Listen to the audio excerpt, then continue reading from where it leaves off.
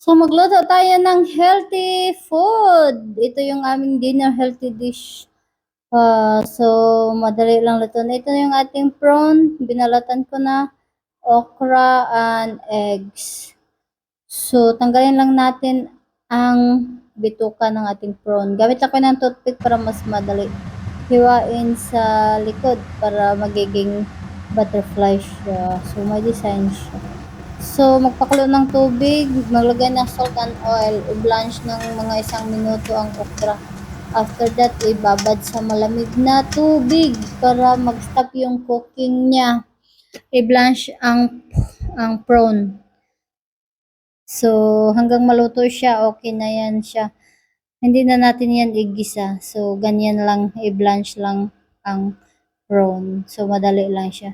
Hiwain ang okra ng diagonal. So, ganyan. Para magawa ng design. I-arrange lang sa plate ng ganyan. So, ayan. Ready na siya. Ilagay ang prawn sa gitna. Yung may butas. So, i-arrange na natin para mas madali. Nagpakulo na pala ako ng itlog yung 6. Tatlo lang kasi kami. So, tag-2 kami. Hiwain lang yung itlog ng 2. So, i-arrange lang din dyan sa ibabaw ng okra at sa prawn. So, ganyan lang para mas healthy, pang diet, pang dinner, pang low carb. So, lahat na ito all in one. So, para healthy yung kakainin natin. Naglagay pala ako ng garlic chili sauce. Yung ginawa ko noon, nilagyan ko siya ng aswiti para mapula-pula siya. Oo, 'di ba? So, kailangan gumawa tayo ng sariling atin. Tapos yun, hiniwa ko yung spring onion ng julienne. Tapos ilagay ang ating sauce. At pinakamainit na mantika, ibuhos lang siya. So, konti lang na mantika, mga 3 to 5 tablespoon. So, ayan, ready na ang ating dinner for diet, low carb. Pwede rin pang dinner ulam. So, simple lang ang ulam natin ngayon. So, subukan natin kainin. Masarap siya. Okay, yung sauce masarap siya.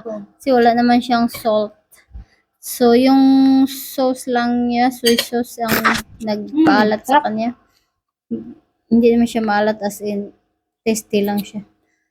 So, napakasarap ng prawn na nilagyan natin ng garlic sa ibabaw. So, tasty food for dinner and for diet, low carb. So, yan napakasarap ng prawn. Yan. Tapos yung garlic niya, very tasty. Napakasarap ang garlic ilagay sa prawn. So, gumawa pala ako ng garlic na yan. Yan lang ang aking dinner. Thank you for watching. Bye.